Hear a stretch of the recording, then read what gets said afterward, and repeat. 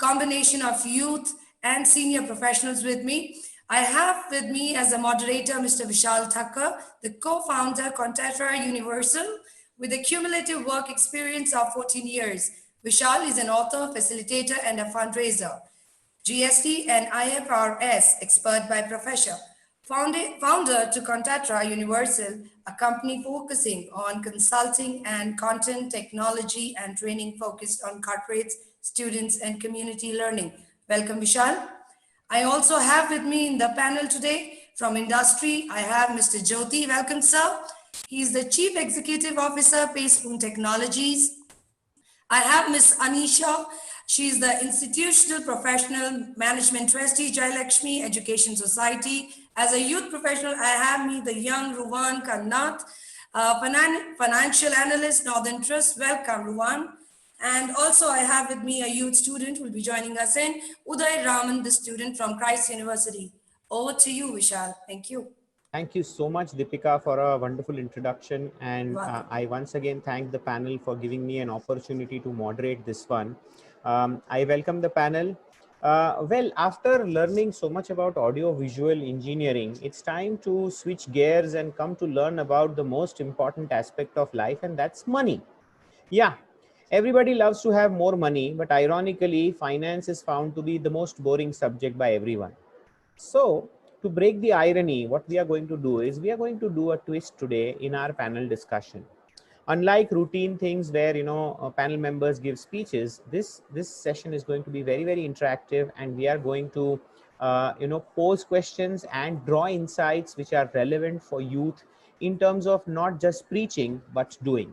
So, having said that, friends, if I were to give my view on how finance is shaping up, let me tell you, I don't have good news. Okay, everybody's pocket is running dry because incomes are closed, expenses are on, and there is no way to generate more income because of COVID-19. Okay, and every month we are hoping something better will come, something better will come, but nothing is coming up. The light at the end of the tunnel is shut off because of budget cuts. That's the gloomy news that we are starting with. But let me tell you, friends, this is the time, where we always say time is equal to money. So don't worry if we don't have money, but we have time on hand. This is the time that nature has given us to sharpen our axe. As Stephen Covey would say, that his most important habit was the eighth habit, and that was sharpening the axe. So this is the right time to pick up the global skills coming your way. This is the right time to apply your mind and not chase the most lucrative sector, but chase the most meaningful sector. And yes, when the comeback comes, the first sector that always comes back is finance, because once the finance is injected into the economy, the economic engine starts revving up. So friends, near term, my recommendation is very clear, that if you are on the borderline or sitting on the fence and wondering whether finance is the right thing for me or not, trust me, it's time to buy Nike shoes. Okay, just do it. And in the longer run, if you see, most people in different professions end up making a lot of money, but finance people are the one who end up keeping the money longest. So it's not about the money you make, it's about the money you keep, and for how many generations. This is not what I am saying. This is said by Robert Kiyosaki, who's a fourth generation Japanese American author who wrote the controversial book Rich Dad, Poor Dad way back in 97, where he struck up a bit of controversy when he said that your house is not an asset and your car is not an asset. So friends, in the longer term, if you want to keep more money rather than just focus on making more money, finance is the right career choice for you, not only in terms of studies, but in terms of doing or in terms of seeking employment. We have two wonderful experts here who have amazing oratory skills, and they are going to talk about their perspective. I'm going to do a last minute surprise and switch and give an opportunity to our only lady member of the panel. And this has, trust me, nothing to do with gender equality. But Anisha ma'am, whom I've known for many years now, and she's quite vocal for her strong views on how finance as a sector should be shaped up, is coming your way with her bit of advice. Over to you, Anisha ma'am. Yeah, thank you, Vishal. The finance, when you talk about finance, or when we represent the Education Institute. So finance is something that today we don't teach finance. We don't teach students how to, count money, keep money, save money. We ask them to, how do you strategize your investment plans? So everything what comes to us is about skilling. We as an education institute make the students experience how do you strategize your investments, and where we want the industry to participate in this, and be the part of the education systems. So when you talk about finance, or when you talk about this BFSI as a sector itself, we want the industry to participate with, so that we improve the education systems, so that students can make right choices, career choices. And that's how, say for example, Mr. Jyoti Sanathan has, uh, if these from the consultant, and he says that we can, we give loans to students. That is where, if they come, they participate with the students community, they can really we can shape up, and they can take it ahead.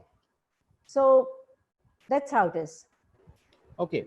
So, Anisha ma'am talked about skilling the people and strategizing people for the BFSI sector, whereby, if more opportunities are created, then she says that, a holistic approach can be achieved and more inclusion from the industry can be achieved. So that rightfully takes me to Mr. Jyoti Satyanathan, who is from the industry and has illustrious experience in IT, banking, and lending sector. So, what do you see, sir, as the future of a BFSI sector as a whole in near term as well as in medium to longer term? Okay, first of all, whatever you said to begin with, right? This is the time to sort of start looking at new skills to be added. You are right, economically, there is a slight, I would say, negativeness in the market, but I think it's very, very near future. We should see things turning around. So for students, it is time to sort of say, can I pick up new skills? Can I pick up skills which are marketable and cashable in short term, right? The second thing is, I would ask them not to get basketed into various things. If you find a job that earns you money, doesn't matter what the job is, in short term, go do it, because every job that you do has a certain personal experience that comes along, which helps you in your future. You could later on pivot out to what you want to do, right? Third thing that I tell people is, this is a great time to learn to communicate, because success, I've realized, for students is 40% of the success comes from communication, not the skill that they picked up in school or college, or right. If you're able to communicate, you get a salary which is 30-40% more than what you typically get, right? So learn to communicate. It's a great time to go out there and do things. Now, as much as the industry is concerned, start looking at what is going to come back first, right? Retail will come back, agriculture will come back. What we call the primary industry is going to bounce back. They're not actually done bad. You take a DMart, you take a Reliance Smart, you take some of these HLL, right? These are companies whose stocks are going up. They're not gone down in this downturn, right? Which means food industry, those are doing very well. So keep your eye on that. That's the place which will come out first. That's where you find a lot of opportunities. Amazon Online, for instance, they're still hiring. So it's not bleak out there. So look out for those opportunities. As we get out, you are right? Finance will come back, but it will need a lot more of government intervention. A lot more of small industries need small loans. Remember that cash has become strapped, so a lot of companies have closed down. In Bangalore alone, I heard last about 55,000 establishments have closed down. Right? So cash flow is a problem. People will need working capital. I think government will start pushing for working capital. And hopefully in another 5-6 months time, somewhere towards the time when the good news and vaccine starts coming out, we will start seeing an upsurge and an exponential hockey stick kind of a revival, right? Watch out for that. Watch out for that. And to the students, like I'm saying, nothing is gone wrong. You have another 1 semester, right? So pick up a subject for the new semester. Just go learn. By the way, I've been learning to draw. Nothing what I'm going to apply, I don't know. But the fact is that just pick up something that is bankable and learn a new skill. And if you don't want to add on a new skill, just go learn communicating, right? Go learn drama, go learn storytelling. Believe me, it'll add so much to your personality and career, right? So don't waste this time. So I think that was a wonderful piece of advice to the youth today, that they should pick up to learn a new skill, and especially if you can communicate, you can earn 30-40% more. I think Rowan, that's a big cue for you, my friend.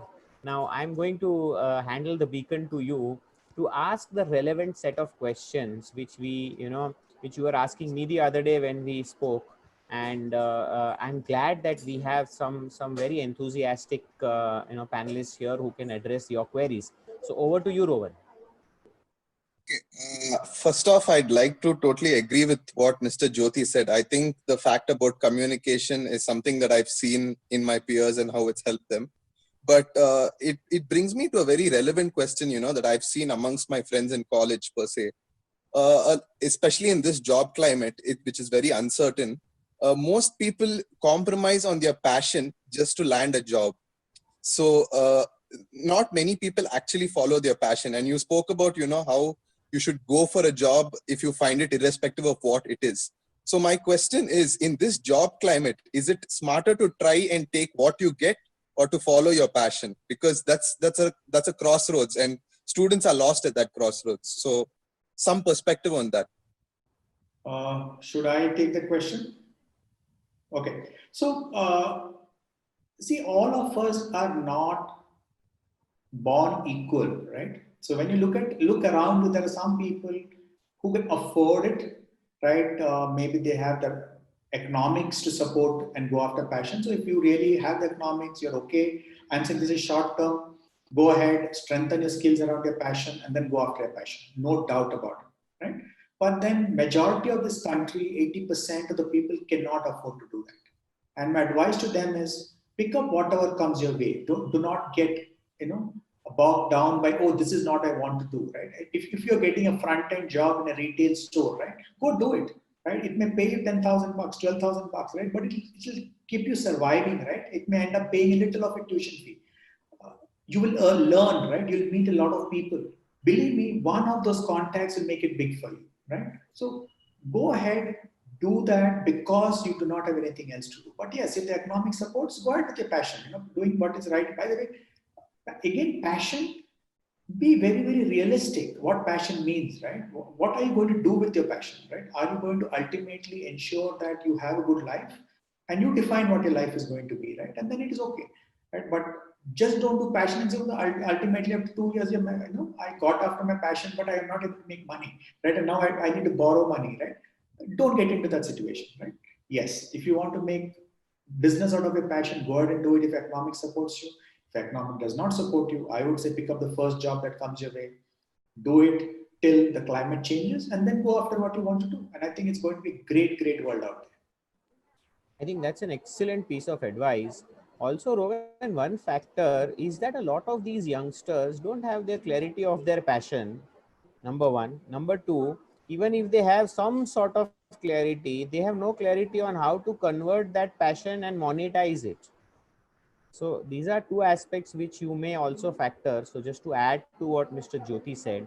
So we move on now to the next question, Rowan, that you had the other day. Why don't you ask that question also?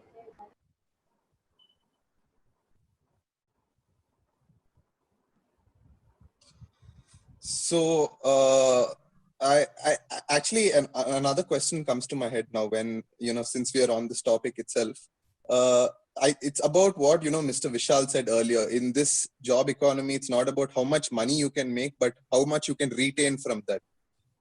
And that brings the whole question of, as college students, the concept of saving is a foreign concept to students, because day-to-day expenses itself is, so consuming. So how would you suggest that, since Mr. Jyoti and Miss Anisha also have experience in this field of, encouraging people, giving them financial backing, what is the way to financially educate a college crowd to encourage them to save? Because the habit of saving is most often only seen in the adult generation. It's rarely seen in the youth generation. So what is it that you think, what are the measures you think we can take to implement this? Should I answer? Yes, please.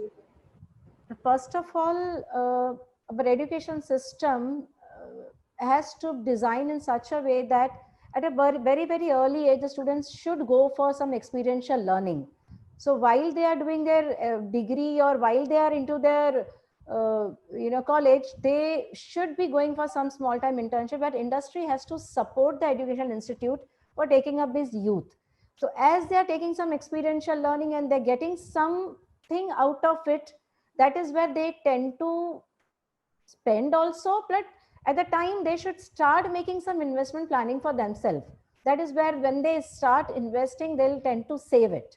So that habit has to have from a very early age of doing some small time jobs as they are in the college, or as they are into the even they're into schooling. So as in the developed countries, they do some campus hiring. So that is a trend over there in the developed countries, but the trend is not so familiar in our country. So our suggestion is at a very early age, when the student have done his 12th standard, the industry has to start, giving them some experiential learning to them. So as they learn the experience, they also try to find out what their passion is into, and that's how they move. And so after when they graduated, they are only hurrying into doing job, whatever job they get. So there is no room for learning for them. So my only suggestion that industry has to really support them. Okay. To add to what she's saying is, see, American economy teaches us very clearly what not to do. By the time you finish high school, you have a credit card coming in your mailbox, and they give you a 40x leverage. So if your salary is $10,000, you have $400,000 limit. What are you going to do? You are going to buy that 32nd pair of Adidas shoes just because Adidas is on sale. And they have corrupted the education to such an extent that they teach in school that to save money, you have to buy. So 20% saving hai, Adidas ke upar, there is a saving of 20%. They don't teach that there's 80% expense. They say, I asked a guy in US, a young guy, I said, where are you going? He said, there is a Black Friday sale. I'm going to Walmart to save money. I said, what are you saying? It doesn't just fit my brain. How are you going to Walmart to save money? He said, no, I'm going to buy, everything is at 50%. So I saved 50% money. I said, boss. So, they have gone to such an extent that they have corrupted the study of economics itself. In India, we write on two sides of a page and we have one left margin. In US, students have four margins. All the four sides, they have margins, and they write on one side of the page. And they are taught right from the childhood that consumption drives economy. If you don't consume, our economy will go down. And thanks to, the stalwarts like Ronald Reagan and other people who introduced supply side economics, which says that supply creates its own demand. So on the other side, countries like China, they are also focusing on lopsided education, which says that supply creates its own demand. They keep on manufacturing, making to stock without bothering what happens to natural resources. What brings pertinent point here is that we need to focus as an individual, as an institution, and as an industry on triple bottom line. What do you mean by triple bottom line? Triple bottom line means that you take care of your customer, you take care of your profitability, and you take care of your environment. Because if you don't focus on all the three, you are going to just destroy this planet in next one generation itself. As regards financial awareness is concerned, boss, if you have to keep a lecture in a college, people will never come to study what is saving, what is investing. You have to, as Anisha ma'am rightly said, give them some kind of experiential learning. So for earning, internship is a great way. For spending, you know, we come out of the college, I'll tell you the cycle of youth today. You know, first month he gets his salary, he upgrades his mobile phone. Second month he gets his salary, he gets a bike on an EMI. Third month the credit card comes automatically in the mailbox. Fourth month in the job, he already has a girlfriend. They are going around on a bike and they sit in a CCD and a Starbucks and order expensive coffee, which is worth what, 400 bucks per cup. So if this is the trend, then we are in a rat race, unfortunately. Unless you instill the study of finance right at the start. I have a 9-year-old in my house. I let him play games, which are online games, and there they learn. So they want to buy an in-game item with an in-game money. So they try to understand how much work I have to do in order to accumulate so many coins so that at the end of it, I can afford a purchase. Then they learn the concept of delegation. Can I put a minion who can generate more money for me? So right from the start, if you imbibe them with characteristics of money management, then they will be able to take the right set of decisions. Because at the end of the day, you will earn money, but what to do with that money is a smart choice that you have to make. So having said that, you know, I have a few questions for the panel today, and my first question would go to Mr. Jyoti. Mr. Jyoti, we have seen that there has been a trend of lending happening in the BFSI sector, and on the other hand, we are, you know, there is a lot of gloom and doom predicted for the Indian banking industry today. So as an attendee or a participant or a youth, what should I do? I mean, should I keep my money in the bank? Should I withdraw everything and buy gold? I mean, is really, I mean, I got a WhatsApp saying that October bubble will burst, all the banks will collapse, you know, the rupee will depreciate sharply, and basically it's doomsday, you know. So what do you suggest in that count? You know, we are worried. Look, what will happen in the future, you and I can't predict. No economist can predict. Okay. I would ask you to watch what I call the inflation line. Okay. Once you know what the inflation line is, you just need to look at it and say, my money has to be working as hard as inflation or slightly above it, right? And depending on the nature of risk that you are, risk averse or risk, you can then decide where to put your money, right? Today, if the FDs are giving you 6.5%, 7%, I would say go for it because inflation is not very, very high, right? You would see that yesterday's report where you find that a lot of money is flowing into FD these days. It's a pretty safe investment. Put it there, go over it. Gold is going up sharply, 52,000, 53,000, but it will fall as sharply, right? So you will never be able to, what people say, catch the falling knife, right? So if you have that kind of free money to go with and you have that kind of risk-taking ability, yeah, you can do that. Stock market has returned about 50% from what it was in last March, right? There are organizations like Reliance, which is, done about 50-60%. There are others who run about 100%. So if you have an appetite in the stock market, if you have the right people to advise you, I would say, and if you are high risk, remember, high risk comes high returns, low risk come low returns, right? And lowest return that should be aimed for is inflation, right? So as long as you keep your inflation line and then decide what your risk is, and if you have free money to go with, if you do not have free money, you don't have money that you can lose, I would say go with FD, go with some government bonds. They're all returning pretty safe today. But if you got money to spare, then go for some of the riskier ones. I am into stock market. I believe there are some very good stocks available at cheap picks today. But I don't want that money for the next 2 years, then I'm okay, right? Because it will go through a huge amount of downturns and upturns before it turns out. But if you are a safe person, FD is good enough. Government bonds are there. Go ahead with those. They return about 6-7% and you should be safe. That's my view right now. Thank you so much. I wonder you missed out one asset class, maybe deliberately or otherwise. You never spoke about real estate, which is available very cheap these days because there are no takers. That's exactly the reason, right? There is no buyers and there are no sellers. So, or rather, if you want to buy, there are no sellers at that price, right? Nobody's selling it to you. So Real estate is anyway a miss at this point in time, unless you strike something really because somebody really wants to sell it. And then, his curse is on you anyway.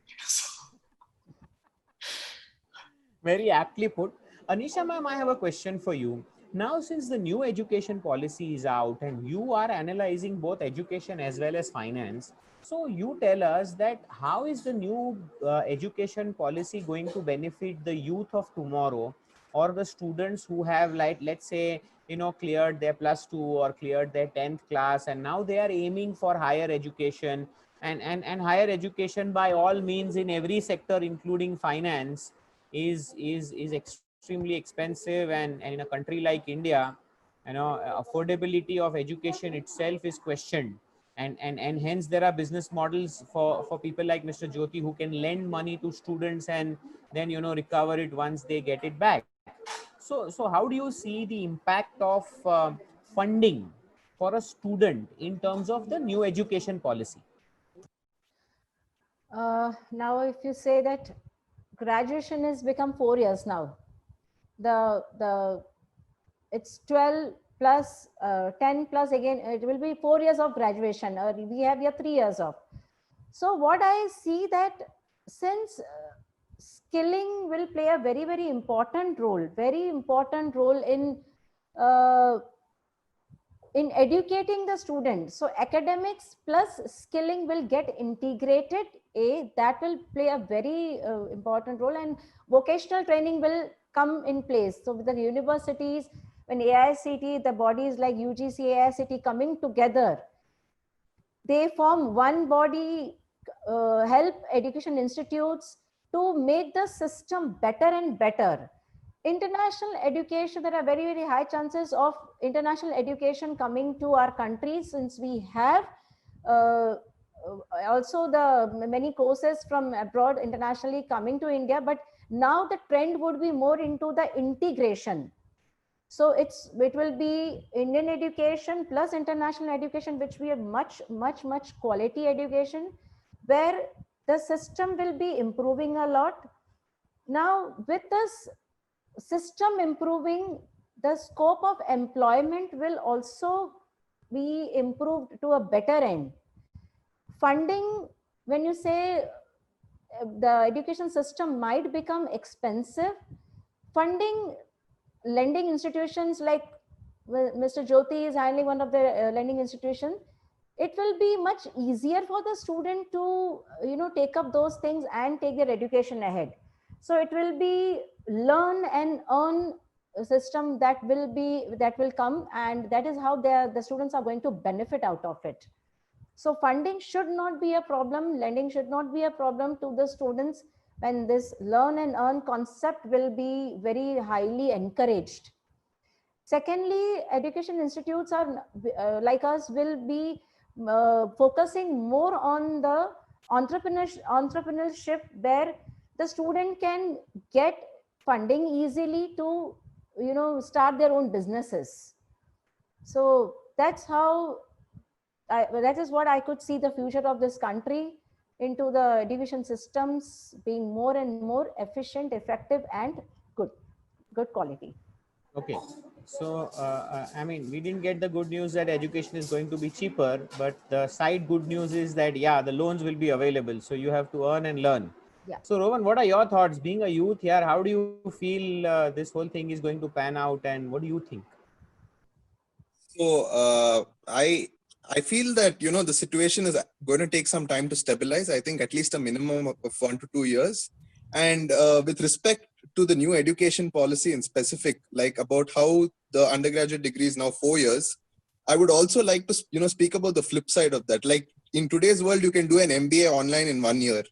So it does have its benefits, right? It just depends on how you plan for it. Like if you waste 4 years on your UG, it makes sense to do a 1 year online MBA and save up on that time and get some on the field experience. So that is my thoughts with respect to that. But I had a more pertinent question to Mr. Jyoti, since he's in this line of business. Mr. Jyoti spoke about, and since the topic of triple bottom line has come up about how giving back to society is important, most students are so consumed by the process of making money that they get lost in this thing of not giving back to society, right? And Mr. Jyoti earlier spoke about how, giving loans to farmers directly, ensuring that it reaches them is of importance. Now, as per my knowledge, farmers itself aren't aware of the different choices they have. Like, for example, small investment plans, most farmers are not even aware of it, even though it's a very viable method for them.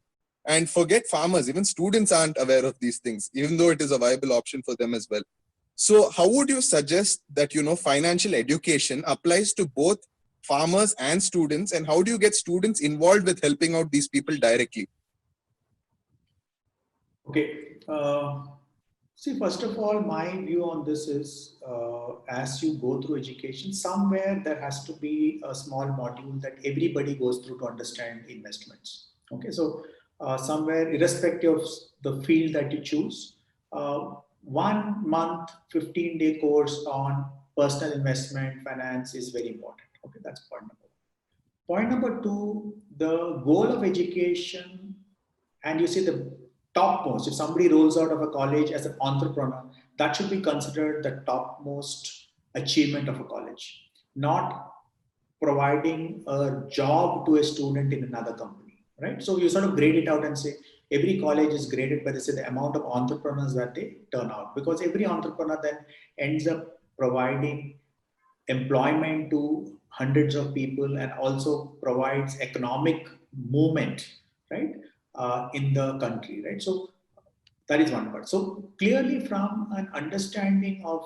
some of these things, uh, see, the only way I see it is like this. Let's say you join college, right, and you say today your parents are funding you. What if your parents say that, look, I'm funding you, but you got to return this back to me after 4 years? And you return it to me in certain EMIs, right? That is when you start becoming aware of the cost of money. Otherwise, you're not aware of the cost of money. Otherwise, it's like free money coming. You don't know how it was earned. Somebody spoke about the difficulty of earning money, right? You will only understand the difficulty of earning money only when you have to repay that money, right? So, in the small sessions, in the small any class, I would say about 10 standard, 11 standard is the right time to sort of have a financial education so people start getting aware of what to do. Then the next question is, do you want to give back to society? See, look at entrepreneurs like Premji. I worked in Wipro, right?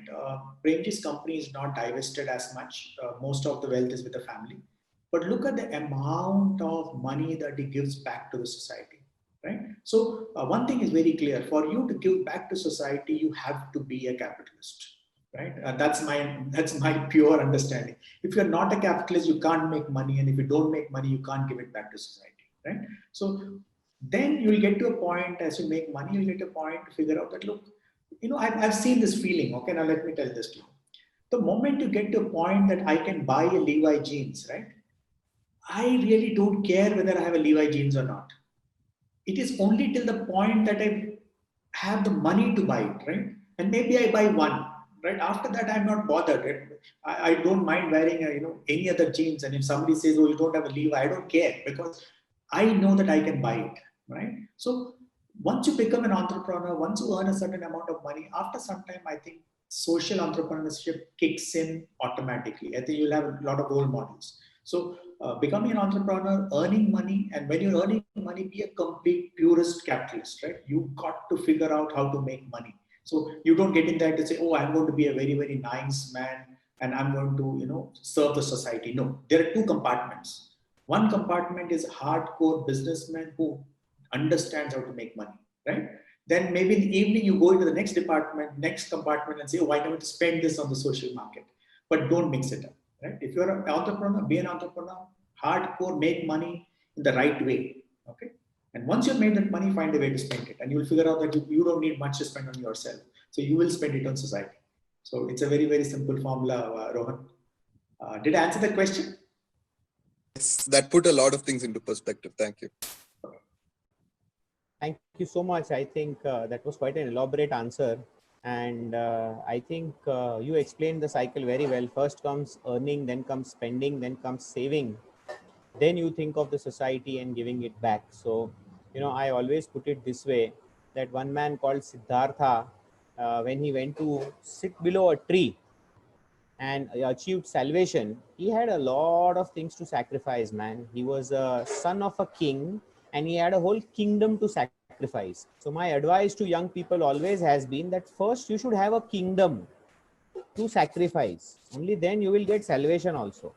I have not heard a story where a poor man who was hungry went out, sat below a tree and attained salvation. So Maslow's theory works. You have to first make a kingdom for yourself, then later on sacrifice it for the society and think of the higher purpose.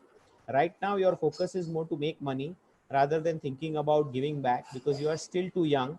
What you can give back to the society is your labor, is your intellect, is your ability to craft the future with the bundle of youthful energy that you possess, is how I would like to put it in a different context, exactly the same message which Mr. Jyoti gave. Yes, Rowan, what's your next question then? Yeah. Thank you for those different lines of perspective. It really did clear a lot of things for me. So my next question is a thing that you hear about a lot, but it's something that's been going on in my head about how automation is going to replace most industries. Now, do you ever see that happening to the finance industry? Do you ever see robots replacing humans to crunch down numbers, to detect which is the best investment plan? Do you ever see that happening? Can I take that question? Sure, go ahead.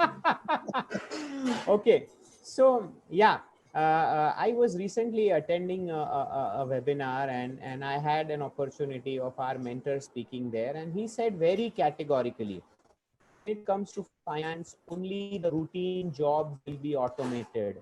No robot is smart enough to think that which company should be merged with another company, what kind of corporate action can be taken, how to drive a financial strategy in which geography of the world, how to raise funds from where and deploy it in which country, how to mobilize resources in order to satisfy the larger needs of the organization, individuals and the planet. So the good news is that finance professionals are going to remain in demand for a very long time to come. The only part which is getting automated now is passing of journal entries and creating of balance sheets and several compliances which have gone online. But barring those, everything else, finance is quite a creative field, unlike it is perceived. So I think human beings are more and more going to be required in the finance domain for them to actually, take themselves to a level where the real human genius will continue to overpower the artificial intelligence. Any thoughts? Any thoughts from you, Manish? Hello? Hello? Go ahead, please. We can hear you. Yeah, that's really nice. Finance professionals will always be in demand.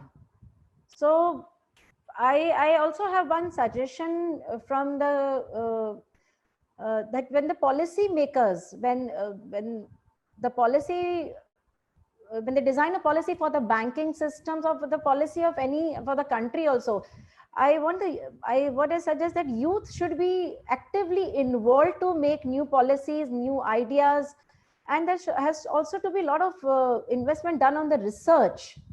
So research is something that our country is lacking, and educational institutes should focus more on the research methodology and the research part, where the students are ahead of the curve, because we take the research from the developed countries only. So we depend upon all their economies and the research they have done for their country. So research departments have to be really very tightened, and students should be given an opportunity to do this kind of thing, and so that we are ahead of the curve. So what we foresee the future of finance and other industries, we should always be there to service it. Interestingly, Mr. Jyoti, your sector has seen maximum amount of automation and technology being used, because I remember meeting one CEO of a very large size lending company who was saying that he has come up with a micro lending app which kind of can disburse you a salary gap loan in like 30 seconds. You just have to select how much money you need, just like a drawing line, and then they tell you this much money you are eligible for, of which how much you want to withdraw. and then just put in your UPI ID and just click submit. You know, it auto approves the whole process, and in 30 seconds you receive an SMS saying that this much money is transferred into your account. So very exciting to learn that what are the automation trends that have come in your industry, sir. See, what you're saying is in the lending industry, most probably the easiest loan to give, right? If I know that you are a salaried employee of a reputed company, I'm giving you a bridge loan. I know what your salary is. I know how much salary you get every month, right? So once I have that history, all I need is to disperse a loan of a certain size. So I can automate that very easily. But the moment if I ask you to give a loan to a farmer who has no data, right? Who has an NPA with the bank, and every farmer has an NPA with the bank, okay? And now you tell me, how will you give him a loan without collaterals? So there you have to use some warm bodies. You have to go talk to him, talk to his neighbors, talk to his friends. It's impossible to completely automate that, right? So automation is slowly picking up where repeated tasks are possible. Automation is picking up where data can be analyzed and patterns can be created. And if you're willing to take those patterns to make decisions, yes, you can do that. But also one of the things that you need to be very clear. I remember a couple of years back, we were putting a bid together for an organization on automation. And after we put the bid together and we are going to bid, we realized that the cost of automation was much larger than what the client was actually incurring without automation. Right? So in countries like India, where labor is cheap, where there are a large amount of people below poverty line, right? You have to balance out automation versus providing employment to a larger people, right? So sometimes sheer people would give you better returns than automating a particular line, right? But if you sort of take it up to Europe and find a country where their population is aging, they don't have young people, they don't have the right technical skills, maybe automation makes a lot of sense there, right? So there is a geographical, economical balance that has to be struck. I don't think automation is going to be, I want to believe, right, that automation is not going to replace human beings. There's a huge amount of, progress happening. I still not seen a self-driven car. I don't know, right? Maybe it'll take another decade. But let it come. When it comes, as human beings, we'll all evolve. But all I'm saying is, as entrepreneurs, remember, we are in a country which is has a very large population still earning much below par, right? So we got to be a little more sensitive about how we grow, and we need to take that into account, right? Automation is great to have, but if I'm able to provide employment to 10 people instead of automating a line of mine, and if that is what makes sense for me economically, I would do that. Okay, I think that was very nicely put. So, Rowan, now as we see that we have almost about 17 minutes left, we can take last couple of questions, and then I will give you the opportunity to do the closing remarks. As a youth, we want to know that what is it that that you learned out of this entire panel discussion. But before I go there, my friend Shubhankar also has a question which is coming, and that is for the panel here, that it's about BFSI education, that is there enough industry interface, and what are the gaps that one sees in careers and talents? So this is a question coming in from the audience. So somebody would like to take it. I will repeat the question. It's about BFSI education. Is there enough industry interface happening in BFSI? And what are the gaps that one is seeing between the careers that are available and the talent that is available on the other hand? Yes, I would like to answer this question. There are huge gaps when we say that BFSI sector education is concerned. The industry interface linkages are not much, the candidates, the students are not very much accustomed with the industry linkages. The kind of education that is taught in the colleges and schools doesn't match any of the talent that the industry is required. So if the industry is, benchmark is setting the higher benchmark for their recruitments, the students are unable to match it, and hence a lot of unemployment. So talent is missing, that somewhere that gap is, widening a lot.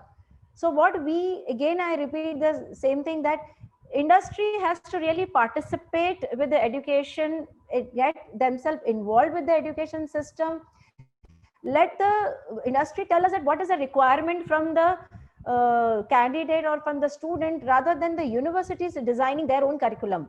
So industry has to, give their requirements, update themselves. So, when they give their requirements, the institutions have to adapt those requirements with the candidates, with the students. So that is still the gap, but nevertheless, we are very soon coming up. We'll be, shortening those gaps gradually when this industry will, fully participate in the systems and the technology, in the skills that is that they are really require, they want from the students or from the candidates when they're hiring.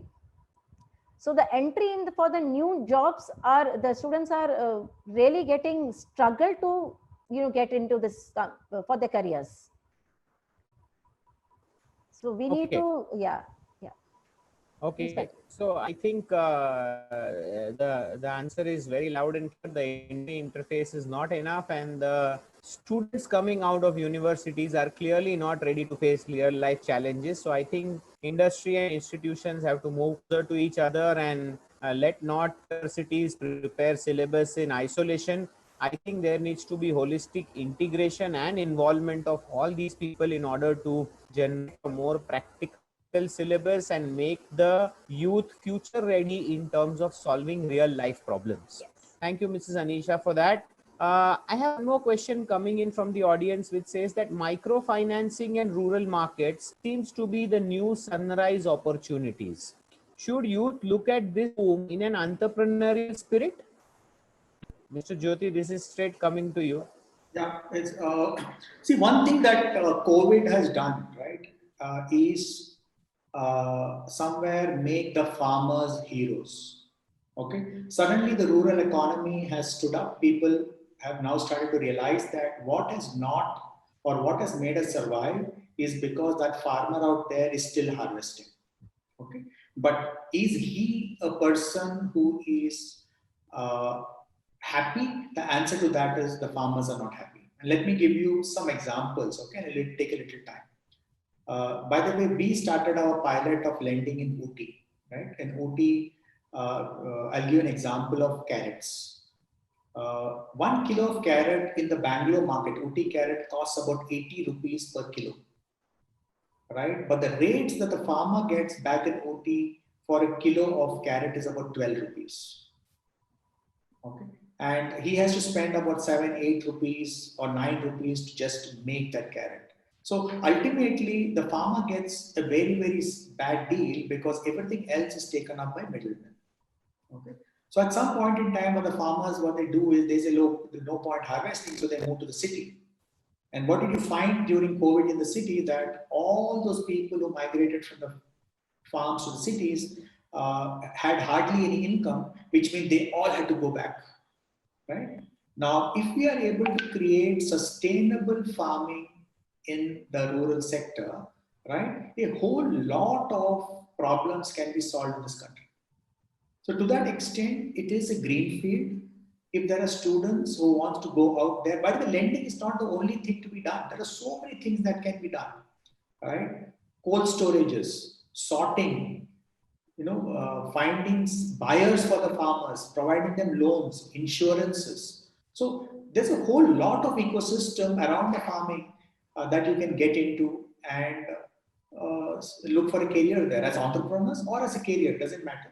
But it is definitely something that is opened up during COVID. And I'm hoping that a lot of people would love to go back to small towns, to villages and stay there and work, because somewhere I think COVID has been good to us, right? It has opened our eyes to simple realities of life. And it's not about the fast cars, the malls, the discotheques. I think there is much, much larger than that. And maybe you'll enjoy those things much, much better when you go back to the small towns, go back to the village, and start doing some work there. So to anybody who really wants to do that, first of all, best of luck. Second, you can give me a call anytime and we could have a conversation. I think that's a welcome offer to the youth, guys. So take the maximum advantage of it. They are going to hunt you down now, Mr. Jyoti. So I'm going to take one more question because my time is there. A little bit time is there on my hand. One more question coming from the audience is that what are the growth model based on the triple bottom line, and how can students be trained for the same? Okay. Who would want to take it? Vishal, why don't you start? Why don't you start? Yeah. Sorry, I missed it. No, I was saying, Vishal, you start and maybe we will add on to it. Yeah. Okay. So if you look at any operation or any organization today, if it does not focus on the triple bottom line, sooner or later it will be frowned upon. Okay.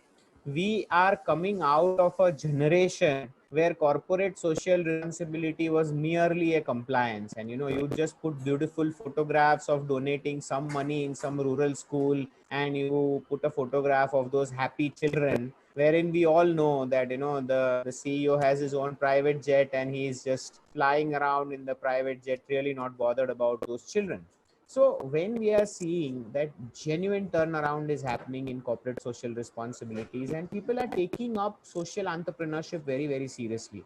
So when we move into that arena itself, today I see youth helping farmers to get better yields for their produce, starting allied industries like transportation, communication, educating the farmers on how to get better yields of their crops, involving themselves into community lending initiatives. So we see that there are many micro small business opportunities which are coming our way, rather than just joining the rat race of a workforce where you just do process 1 2 3 4 1 2 3 4 a whole night for some country in the west, and then sleep during the day and make some money in a BPO. So we have seen that those so-called offbeat careers have suddenly started to look like mainstream post this COVID, because what is happening is that there is genuinely a lot of potential. And then there have been a lot of WhatsApp stories being circulated that as something as simple as selling strawberries got an uneducated person to become a millionaire eventually. Had it been that he was educated or he had an email ID, he would have been a janitor for Microsoft. So the social entrepreneurship space is something to watch out for. Any business idea which can be nurtured self-funded, rather customer funded, which I always propagate. I myself ran two enterprises successfully which were funded, and my third company that I'm running currently, we had two investors ready before we started this organization, but we categorically refused taking any funding from them after that dinner, and we resolved that we are going to create a customer funded company and not an investor funded company. It's been 3.5 years. We have tripled ourselves in size and in revenue, and also we are a healthy, profitable company right from the year one. So we found our niche in consulting and training space because we were very passionate about it. You need to find out opportunities to convert your inherent talent in a monetizable form. And trust me, guys, you will have a customer which will fund your business. And there is no more delight in getting a company funded from a customer rather than funding it yourself. So I see it that way, is that there are opportunities available everywhere in every sector. If you really have the zeal and the entrepreneurial spirit, and as regards taking risk, I am telling you, the large IT companies have fired people in wholesale during COVID-19, and the number goes in 5 digits. 10,000 people fired, 20,000 people fired, 50,000 people fired. Isn't that a risk that you took? When you took up that fancy IT company job, you could have been laid off any day. And COVID-19 has categorically shown you that, you can be laid off. So you are taking a risk when you take up that IT job. You are taking a risk when you become an entrepreneur. It's just the choice that you need to make. One is where you take the steering wheel in your hand, and second is when you board a train. What do you wish to do? It's up to you. I would rather say a famous dialogue from Spider-Man 3. At the end of the movie, it says that, life is all about choices. You become what you choose. So, ladies and gentlemen, this brings us to a conclusion of our wonderful thought-provoking panel discussion, where all the three I's, individual represented by my friend Rowan here, institution represented by my friend Mrs. Anisha here, and industry represented by Mr. Jyoti Satyanathan here. I would request, Rowan to give his concluding remarks in terms of what are the key takeaways for him as a youth from this session, so that all others like you can also benefit out of it, Rowan. Yeah, firstly, I'd like to thank everyone for, giving all their perspectives. It really clears a lot of doubts that, the youth have in their head. At least it did for me, and I'm sure it did for a lot of these people who are watching the session today. And also, since, we are on the topic of how, as a student, I think all that we are looking for is security. And when you hear, about technical aspects of the industry, that the industry isn't going to get automated, over a period of time, it actually instills a sense of faith and clarity in you. So I think that's one of the biggest takeaways for me. It's about, putting the effort in and trying to, take the industry forward rather than just focusing on your individual goals. And more than that, I would also like to, thank everyone for giving us the various alternatives, because as a youth, everyone wants to make quick money, but no one wants to take the effort to know how to make that quick money. And today we actually spoke about what are the industries which give you the best revenue and thing, which is actually experiential learning, which is what we spoke about.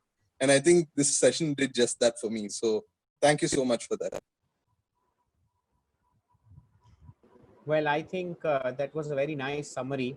And I think as finance guys, we are always expected to be efficient in whatever activities that we do. So like Abhishek Bachchan said in the movie Guru, that, I was given 5 minutes to speak and I finished my speech in 4 minutes. So 1 minute, Judge Saab, is profit, is the bottom line. Time saved is money saved. And I'm happy to inform you that we have ended up saving 3 minutes of this 1 hour by completing our session well within time. And we continue to promote efficiency in finances that we have. So thank you very much, folks, for joining in today. It was a real pleasure, and I would handle the beacon back to Deepika as when we started. Over to you. Thank you, Vishal. Thank you, everyone present in the panelists. It was a wonderful session, very interactive, very informative for all the youth present here. Thank you, Jyoti sir, Anisha ma'am, Ruwan, and Vishal. Thank you very much. It was really wonderful to have all of you all here for the session.